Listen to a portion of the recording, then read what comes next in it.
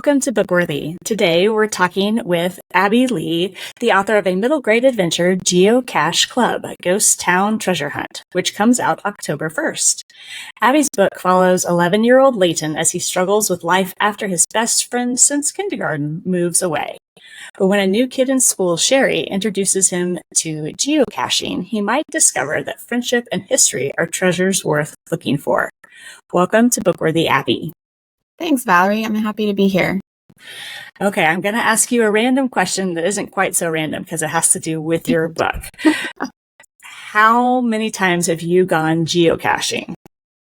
Well, I've actually gone quite a bit. I considered it research for my book, but it's just fun, so I go anyway. But yeah, there's been a few that I've logged into the geocaching app. There's been some that I couldn't find. And so some, it's just kind of random. You just see one, you're like, oh, okay, that's a geocache. Okay. And then I haven't logged it because didn't know it was there and just kind of stumbled upon it. So quite a few times. Boy, fun. Well, it's time to put on your teacher hat because I don't think everybody knows what geocaching is. Tell us what that is, Abbie.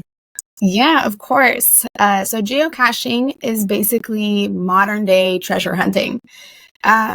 What a geocacher does is somebody who makes a little geocache out of, it could be a medicine bottle, it could be a box, something like as big as a shoebox even, just something that's weather safe, and then they hide it somewhere on public property. That's important. It's always on public property. And then they pin the GPS coordinates for other people to find it. And in each geocache is a log. So that way when you find it, you write your name in there or your geocache code name, and then you put it back where you found it. And the goal is for no one else to find or to see you finding it, hiding it, that kind of thing. So it looks kind of weird sometimes that you're looking in weird spots, but it's totally worth it when you find it. So that's basically geocaching. It is a very fun pastime that's definitely grown in the last few years. My oldest son did a geocaching merit badge in Scouts, and so we had to scout around our city, and it was really bizarre, the places that we found things and sewer drains and what was it? We had found one that was a micro cache that was inside a golf ball. Oh, those are tiny. Those are hard. It was so hard to find, but it was very interesting. But aren't there different types of geocaching also? Yeah, if you go on the geocaching website, that's the company name of the big website. They've got the app, everything. There's, micro geocaches, there's log only, there's virtual geocaches, there's geocache events. There's some that they lay, for certain events, they will lay out geocaches to spell something on the map. So you don't see it until you look on the map and it says, we love Kansas or whatever. So yeah, there's so many types. It is definitely a community that has a lot of fun, for certain. Yes. It's a great way to get outdoors, too. It is. And it's great for families to kind of explore their city a little bit like Leighton and Sherry do in your book.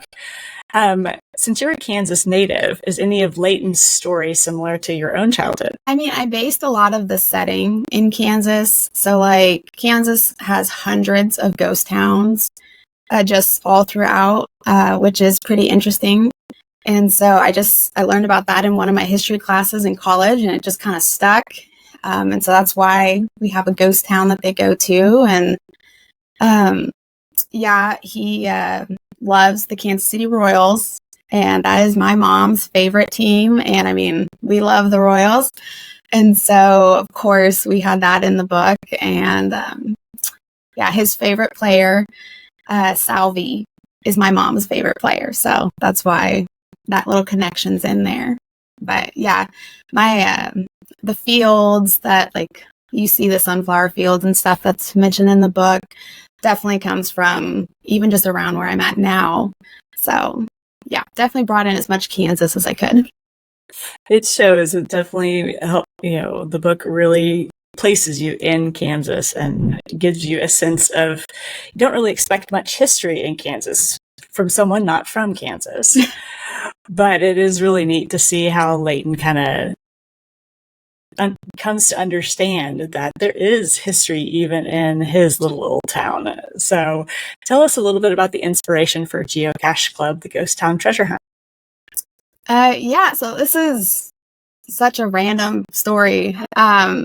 But during my first year of teaching, I was teaching high school, and I was actually talking to another teacher, and she had mentioned someone she had seen online, and his name was Forrest Fenn.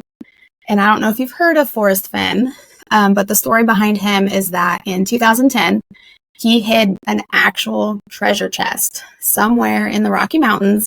And then it was said to contain gold and other valuables worth at least $1 million. And then he published his memoir. And in the memoir, there was a poem that held clues for people to try and find the treasure. So I was captivated by that story. And I even did my own research and, tried to solve the mystery and whatnot. Turns out I was way off on my guess on where I thought the treasure was, because it was found in 2020. But it was fun. And so I had that story that I kind of got into. And then a few years later, I learned about geocaching, and something just kind of clicked between the two. And so I started to wonder, what if there was, this geocache hunt that actually turned into a real life treasure hunt. And now we can kind of find out what that looks like with Layton and Sherry. So very neat. And I really enjoyed reading through it, and just not just the history side, because Indiana Jones is one of my favorite movies, and I was like, I'm sure Abby loves that series too, but it really did feel like its own Indiana Jones story, and I love that. Now, he's not just looking for these geocaches, Layton's kind of having to discover himself a little bit too. Can you tell us a bit about his journey? Yeah, so like you mentioned in the beginning, he lost his best friend because his best friend moved away to California over the summer, and so he's just kind of by himself, and he's not really he's not an extroverted person. He's not going to go out and try and find a bunch of friends, and he really doesn't like change. That is not his forte. He's not good at it. And so he ends up meeting Sherry, and Sherry really makes him open up a little bit. And he's like, well, I don't know if we're really friends, but it's someone to hang out with. And mom and dad are kind of pestering me to, find a friend. And so that's kind of what he does. And he's like, okay, well, I'll stick with Sherry for a little bit. Well, she introduces him to geocaching, and he loves it. He finds, okay, this is great. I'm good at this.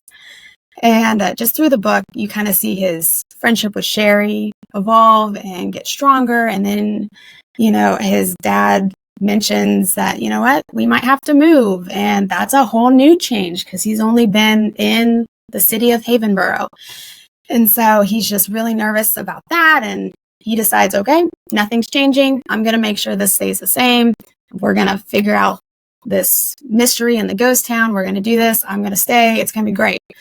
And he finds that, sometimes change does happen, and it's not always bad. Sometimes it's necessary. Sometimes it's good. I mean, that's how Sherry came along in geocaching. And so he has a lot of growing to do in this story with friendships and just with himself. Dealing with change is kind of one of those hard life lessons we learn in that kind of 8 to 12 range. Is that something that you had to struggle with too? Because I know I did. Yeah, I still don't love change. I don't know too many people that do. No, I am a routine gal. It's easy for me if I can just be in a routine. And so when my routine gets kind of thrown off, I'm like, okay, it takes me a minute to adjust, and then I go for it. So yeah, some of Layton's dislike of change is definitely from me. I think we can all relate to that. Yeah. So I'm big on my own routine, and once that gets sideswiped, I'm like, how do I even get back to a routine? I don't even know. Yes, it's so much more work to figure out what to do next then. Exactly. Well, Abby, what do you hope to communicate to kiddos with this book? I would really love, it's kind of three things. So like the friendship piece for sure. I would love, because it's such a major theme in this story, and it's really important for kids to see how different friendships look, as well as how a friendship can evolve over time. Leighton's friendship with Charlie, who moved to California, that evolved, it changed. And his friendship with Sherry evolved and changed in totally different ways. And it's important to see that. And friendship is actually a theme that's going to be throughout the entire Geocache Club series. And Leighton will learn different things with each book. I also think, like we said, dealing with change. Leighton's obviously not a fan, and he grows into that a little bit as the story goes on. And I just hope readers really learn that sometimes there's nothing we can do to stop change. And for me, I got to leave it in God's hands and say, okay, it's changing. It's up to you. You get to decide. I don't love that as someone who doesn't like change. But it's really important that happens. And I think that's important for kids to know that it's okay that change happens. Sometimes it's just change. Sometimes it's good. Sometimes it's bad. And then I also really would love for kids to just discover their towns. After reading this book, like you said, like just the random things you find geocaching and the little gems in your town, in your city that you can find and you just kind of are made aware of when you're geocaching is really kind of cool. And just kind of discovering that hidden magic in their town is something that I really hope kids get from reading this. So that's definitely kind of can be your own Indiana Jones if you jump into geocaching for sure. And so that's really neat. And it is really neat to look into your town's history. And I know, the town that I live in, the railroad was a really big element of our town. And it's just neat to kind of walk through, and even the family that our town is named after still lives in this town, and they have their name on the license plate. And so you see them driving around town. I was like, oh, well, okay, I guess that's that family. So it's just kind of fun to think about. And history is one of those things that helps give permanence and stability, which, even in situations where change is happening, just knowing that there is a history or someone has been here before us does kind of give us this sense of belonging or being a part of something that I love that history does for us. Yeah, now, and Abby, so many geocachers. Oh, sorry. No, you're good. Go ahead. So many geocachers love history from what I found. And so a lot of them actually include historical elements to their clues and their descriptions. And so it's just really fun because you're going to learn something every time you go. And then you get to treasure hunt a little bit too. So I know, have you found, what's the most unique thing that you have found in a geocache? I really like the geocaches that are a trade and replace. So basically you find them and it's usually a little bit bigger geocache and there's like trinkets inside. And those are the ones that Leighton is first introduced to in the story when he finds his compass.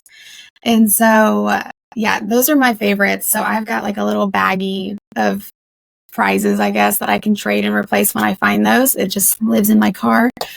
That's one of my favorites. But I've noticed a lot of geocaches are placed in cemeteries.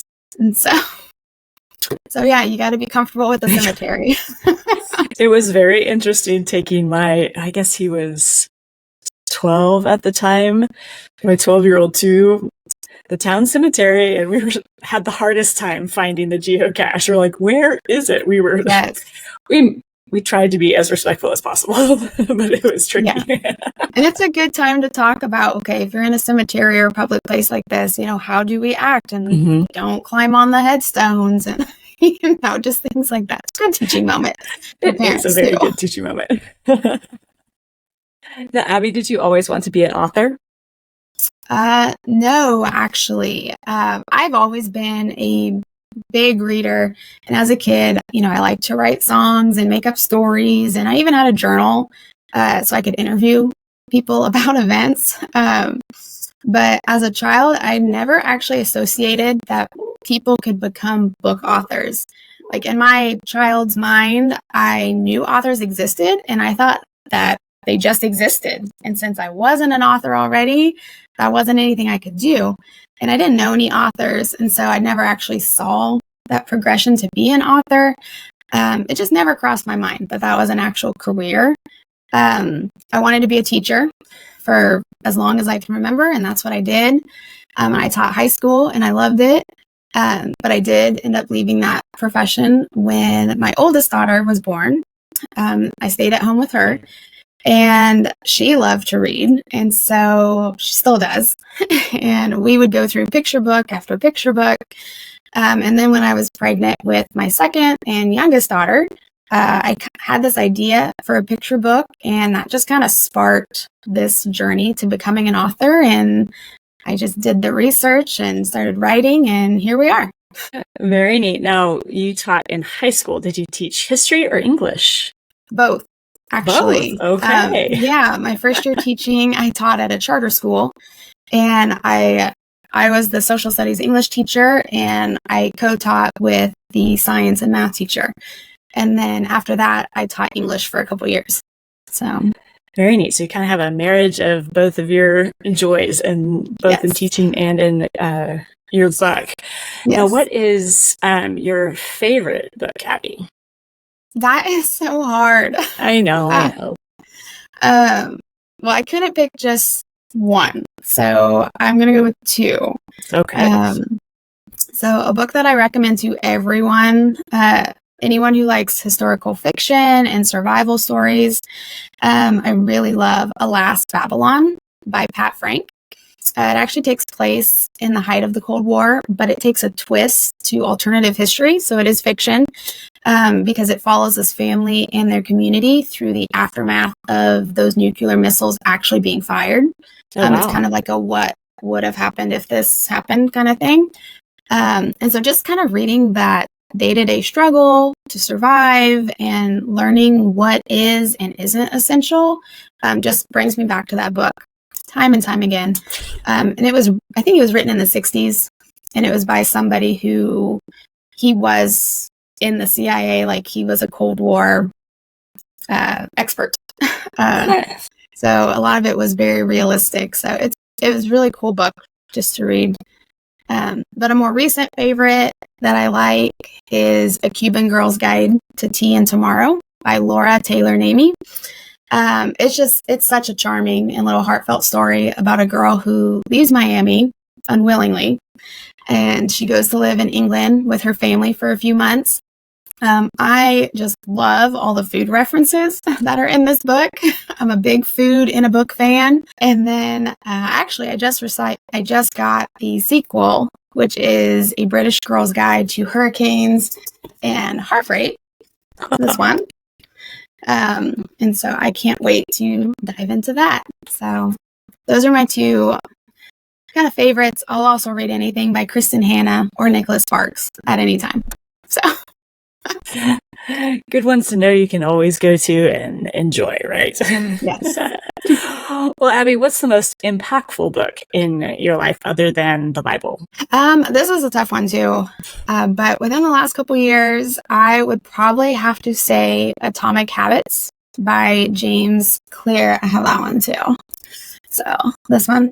Mm-hmm. It has helped me find ways to be more successful in incorporating time to read my Bible and exercise, and help me designate times for reading and writing without feeling like I'm putting an emphasis on one thing over the others. And so it's just one of the few books that I go back to reference, and there is always more for me to learn from it. I'm just teeny tiny tweaks in my life to get more of what I want done. And so that's definitely a favorite for me. It's been very impactful. Always the goal is to make the most out of the 24 hours we're given, right? Now, Geocache Club series isn't so much a spiritual or Christian book, correct? Correct. What influenced you to make this more of a general market style book? Yeah, I just really wanted to reach as many people as I could with it. And my publisher, Chicken Scratch Books, they are really good about just keeping books, like publishing books that are just fun books, and they can kind of, match with anybody. So it's something that I really enjoy. But yeah, that's kind of why I picked it, to just reach as many people as possible and just to have fun with the story, and hopefully not turn anybody away because of one aspect or another. And there's some really key elements, like you said, about friendship and dealing with change, and also kind of dealing with family and change, because that is a hard thing too. And just it's such a universal theme and concept that even without being specifically spiritual about how you deal with it, the elements of understanding what a friend is, how to make a friend, what a friend is not, is great for any age kid, especially in that middle age area where they're kind of starting to have to I have to work at this friendship thing. It's not just who I sit next to in class. I have to actually engage in this relationship, and that is always a funky place to be. Yeah, for kids. Very neat. Well, what can we expect next from you, Abbie? So I'm actually, like I said, Geocache Club is a series. So I'm working on book 2. It follows Leighton and his friends as they form the school's first geocaching club.